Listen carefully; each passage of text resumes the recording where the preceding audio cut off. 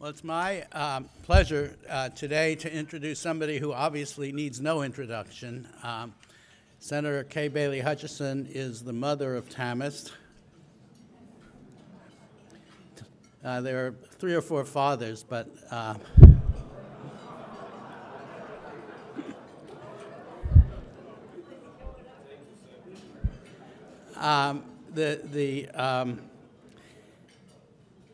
well, just a brief biography. She was born in Galveston, raised in the Houston, Galveston area, went to UT Austin, graduated from UT Law School, served in the Texas House, was treasurer of the state of Texas, and then in 1993 she was elected to the Senate to fill the term of Lloyd Bentsen.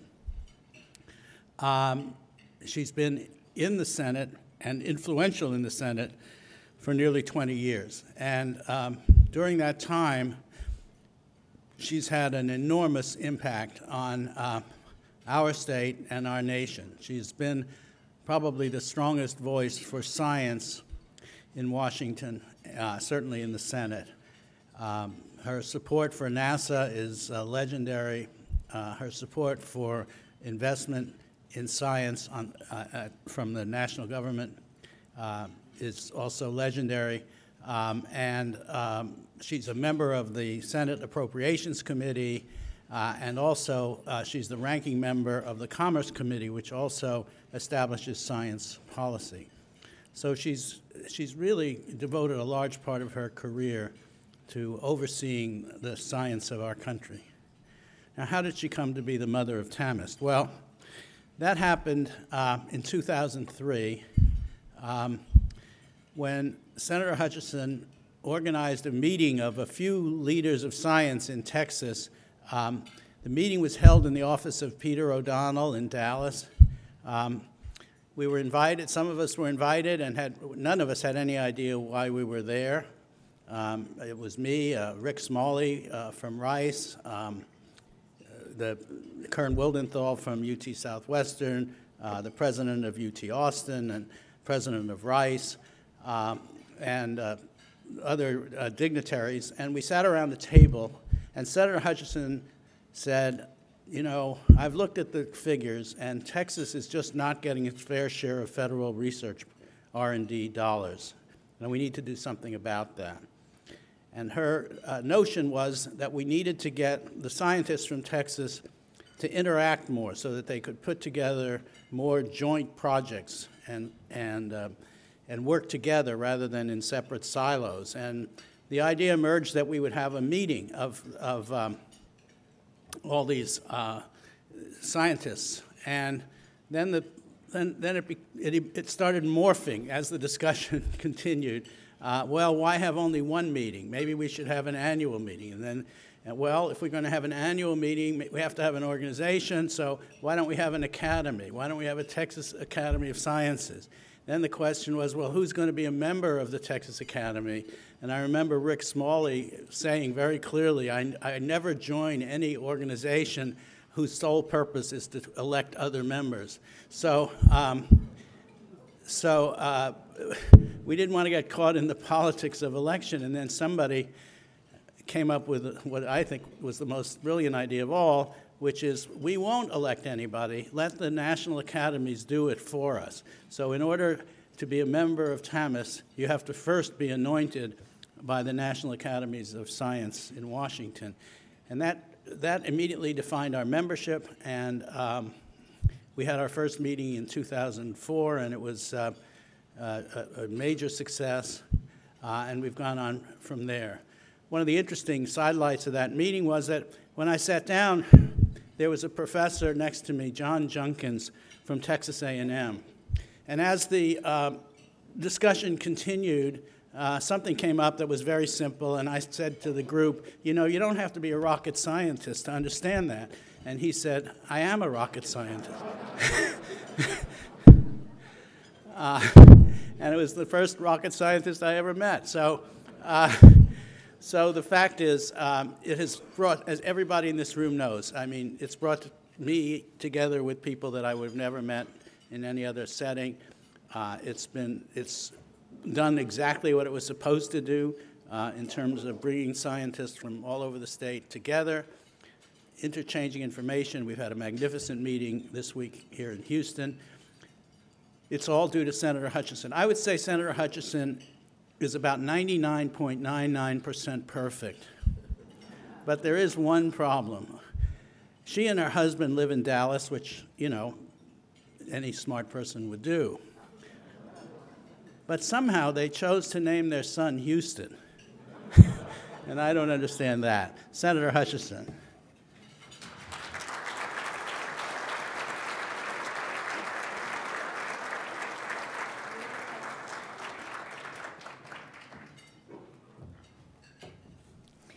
Well, thank you very much, Michael. I started to say you are the founding father of this academy. However, having heard what you said earlier, I think I'll skip that part and say that your mark on this academy is indelible. And thank you so much for all of the early advice, the shaping of the organization, and that you have continued to be so active and involved is wonderful. I want to say that my Chief of Staff, Lindsay Parham, who is right here, has reported to me every day about how things were going and how exciting everything is. The presentations have been so good, and I just love what is being created by this academy. So I thank all of you for your participation, for your support. The sponsors have been terrific. There's so much to like about this, and I'm very proud to have been in on the beginning. I do typically like to start my speeches with a joke. Self-deprecating humor is my favorite, which conveniently is pretty easy to pull off, especially with the low approval of Congress these days.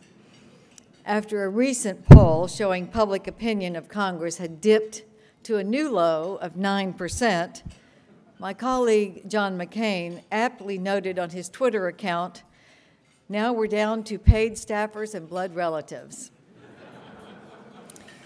Well, I will start with just the sobering note that America is in a fiscal crisis.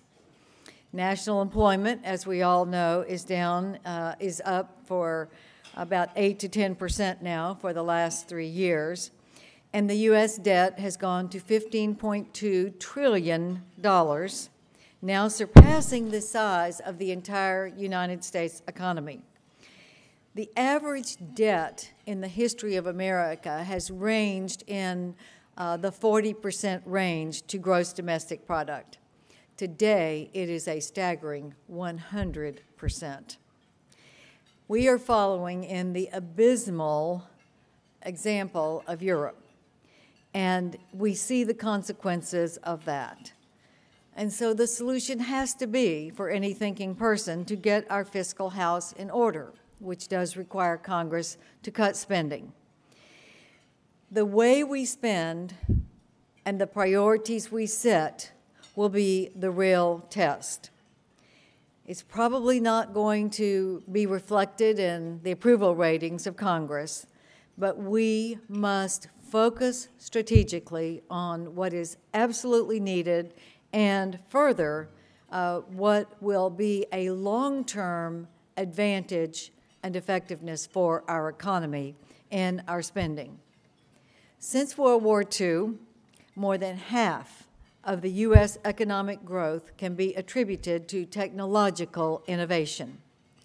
Part of this growth is a direct result of federal investment in science and technology. It also includes, most certainly, the R&D and the tax credits that we give for R&D to our corporations that are doing business here.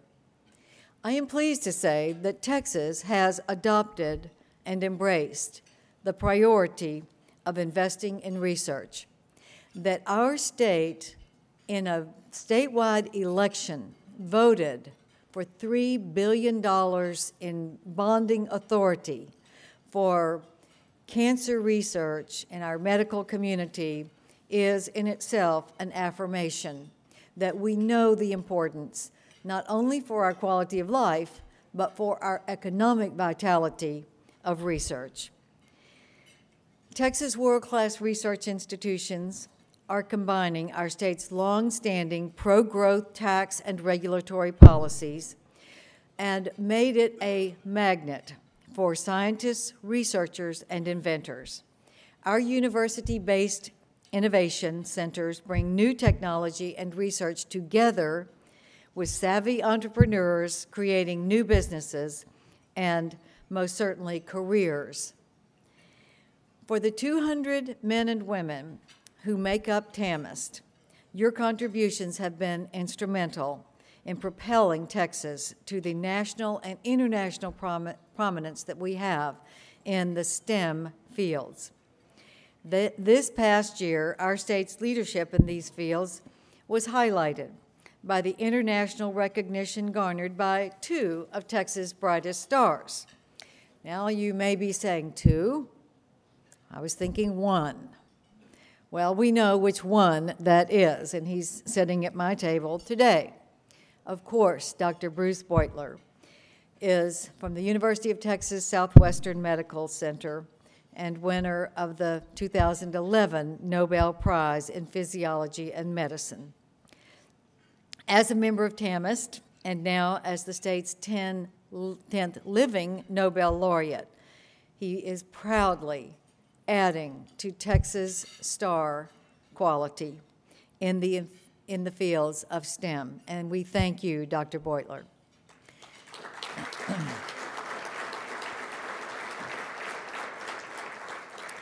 So you're saying, well, so who can top that? Well, we've got one that is an equal. A Texas high school student named Shri Bose of Fort Worth. Shri won the 2011 Google Science Fair's $50,000 grand prize for her research on ovarian cancer, which was conducted with her mentor at the University of North Texas, whose chancellor is here with us, Lee Jackson. That, too, is a great feat because I know she's going to be a future member of TAMEST, don't you? Absolutely.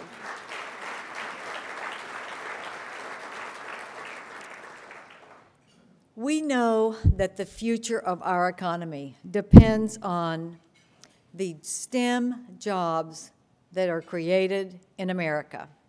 In the past 10 years, 7.9% of the growth in our jobs in America has been in the STEM area. The non-STEM area's growth is 2.6%. So we know we must inspire our students to pursue the STEM fields. And that depends in large part on having enough teachers trained in the STEM fields and majoring in their teaching course. The You Teach program, and I'm proud to say that the inventor of that program, I just saw walk in this room too, Marianne Rankin, and thank her for giving this example at the University of Texas of allowing people who are majoring in the STEM courses to get their teacher certification courses through electives.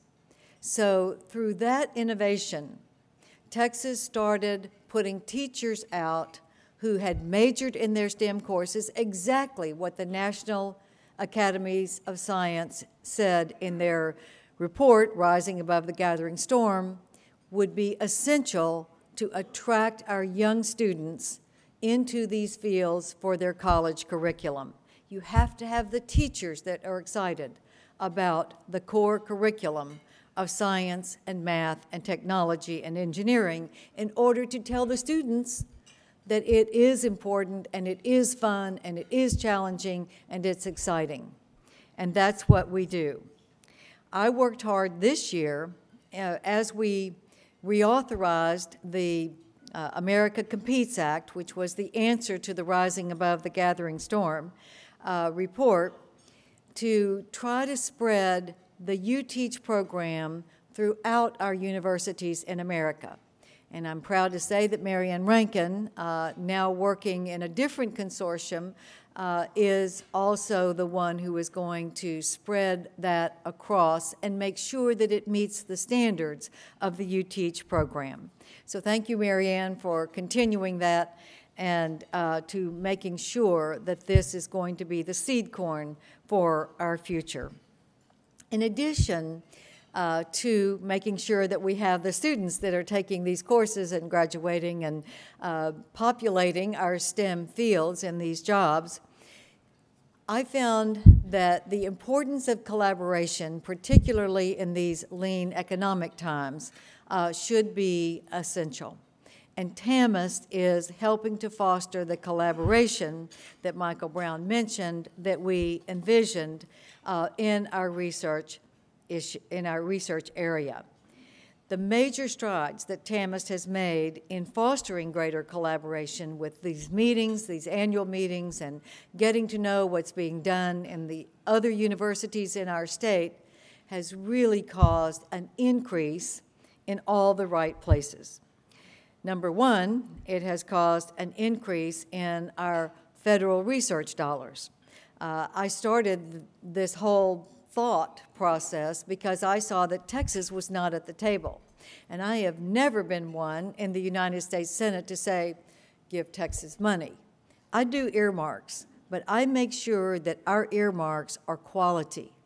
I have never done an earmark for a university that has asked me for an earmark just the way they've asked for it until I go to the Department of Defense, DARPA, National Science Foundation, whatever the department is, Department of Energy, and I say, do you need this program? Do you like this program? They have to say yes. If they don't say yes, then I say, what do you need? And I will help fashion the earmark toward what the department really needs. That's what earmark should be. And earmark has gotten a bad word, but it's because we haven't been careful with the quality control. And that's what I have done, and that's why Texas has gone from 6th in the nation in our research dollars from the federal government to our institutions of higher education to now 3rd. And if we continue the quality control, we are going to also reap the benefits. So when TAMEST was formed and I started getting together the greatest minds, the academic minds and the research minds in our state, and talking about how we should go forward to enhance our capabilities in getting those federal dollars, which was my main interest at the time, I could begin to see the nuggets of success. I could see the nuggets when I called Michael Brown and I said, you know, I want you and Richard Smalley from Rice to be the ones who are telling us what could work, what could make Texas better. And when he said, I would love to work with Richard Smalley, he'd never met Richard Smalley, and I thought, oh my gosh, 2 of Texas' finest Nobel laureates, and they've never even met.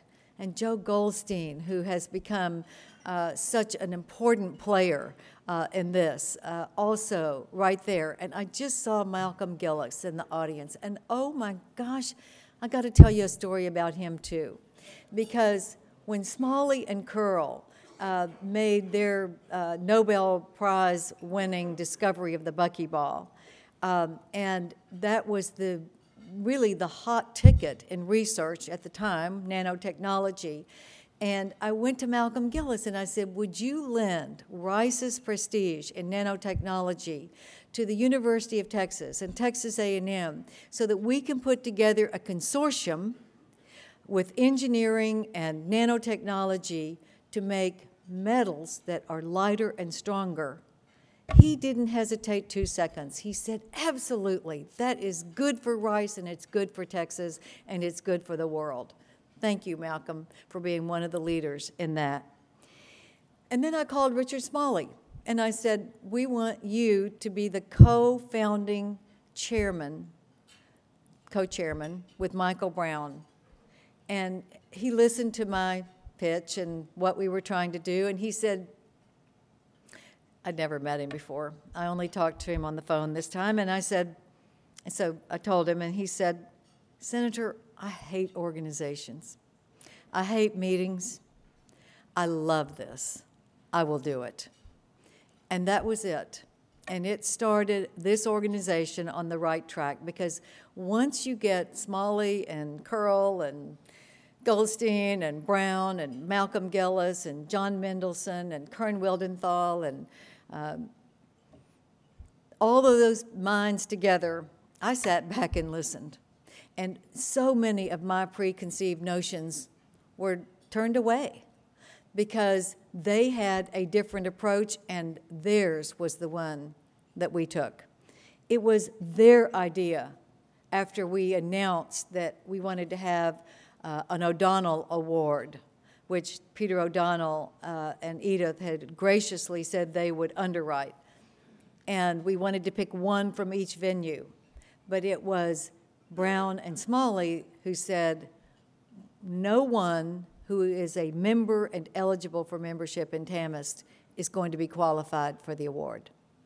We want to highlight the new researchers, the young ones, the ones who are coming up, the protégés who are here today. Those are the ones that we want to say, Texas is the place you should be to do your research. So it was the great people who did so much to start this organization that inspired all of us. Obviously, Edith and Peter O'Donnell, and the award, and what you gave last night, and that fabulous presentation from last night. Kenny Jastrow and Dr. Larry Faulkner, who agreed to chair the committee that would raise the endowment funds so that this organization would never suffer for lack of funding or support and would be strong in perpetuity. Ernie Cockrell, who I just saw also, I don't think Ernie Cockrell has missed one of our meetings, and he also is one of those who has helped with the endowment, but he started by agreeing to chair the industry committee, along with Tom Ingibus at Texas Instruments. And Ernie, we couldn't have done it without your vision and your interest and your continuing interest, and you're here today as well. And thank you for that. And Pete Winstead, who is being treated right now at MD Anderson. Pete Winstead did all of the legal work to form the organization and get all of the required reporting and registrations pro bono. Every single minute of his time pro bono. So, you know, it's been such a collaborative effort by the biggest thinkers in Texas to attract the very best and brightest. And I just want to give a couple of examples of some of the successes. The Houston Technology Center, working with NASA to place early-stage companies and entrepreneurs with scientists and engineers from the Johnson Space Center. They are going to drive the commercial applications that we get from NASA science. For 50 years, the Johnson Space Center has been bringing together world-renowned scientists, great minds, like the Nobel laureate that you're going to hear in a few minutes, Dr. Sam Ting. You're going to be hearing from him. And he's going to tell you, I hope, if not, start amending your remarks, about the success of the alpha magnetic spectrometer that is now on the space station. And I'm not going to tell you the success because I want him to tell you. But what he's not going to tell you is not only is he one of the most recognized scientists in the world today, but he was told early on when we started getting into the budget constraints that there wasn't going to be room for the alpha magnetic spectrometer because the last payloads were already set to take up to the space station. He did not allow no to be an answer. So in addition to his great scientific mind, he was the fighter who said, I'm not taking no for an answer because of the potential of this research into energy and cosmic rays. It cannot be denied, and it can't be done anywhere else but space. And it was his arguments and his perseverance that made sure that the very last payload carrier up to the space station was the alpha spectrometer. And I got to come, I guess a few months ago, and Mark Kelly, who was the commander of the shuttle that took it up there, and Sam Ting, and we watched the big board at NASA, and we watched the hits coming in of the cosmic rays. And that is the reward that I get for being in public service.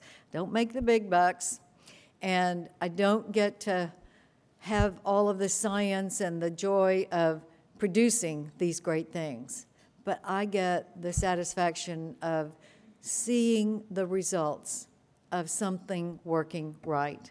And thank you, Dr. Ting, for that.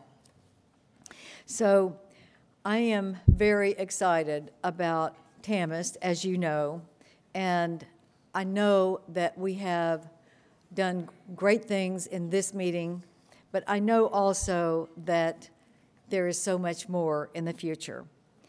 And I know that with the things that we can do together and the commitment that we have in this room, whether it is a sponsor of this organization or an industry leader that is using our research, or whether it is the great scientists that are producing it, I know that there is so much more to come.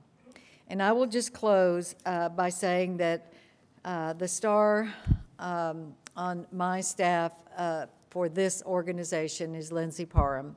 And she hasn't missed one of the meetings, nor have I, but she's been here the whole time, and I just got back from Australia day before yesterday, so I missed the first part.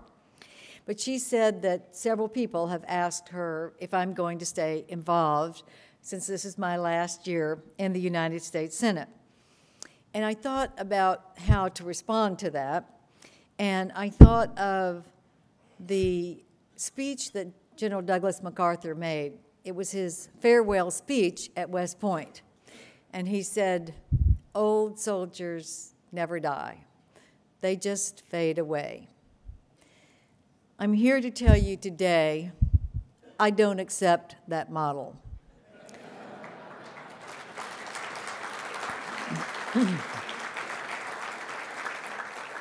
I relate more to the unsinkable Molly Brown.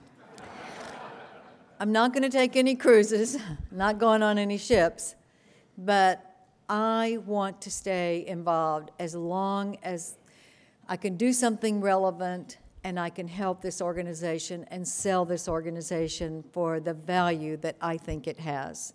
And your participation and what is being built here is crucial for Texas to stay where I think it is, and that is at the forefront of attracting the best minds in the world to our state to do our research and do the things that will not only make our quality of life the best, but will add to the economy of America and Texas. Because if we don't have development in science, engineering, math, technology, we will not remain the #1 country in the world. And we're not going to let it be #2 on our watch. Thank you very much.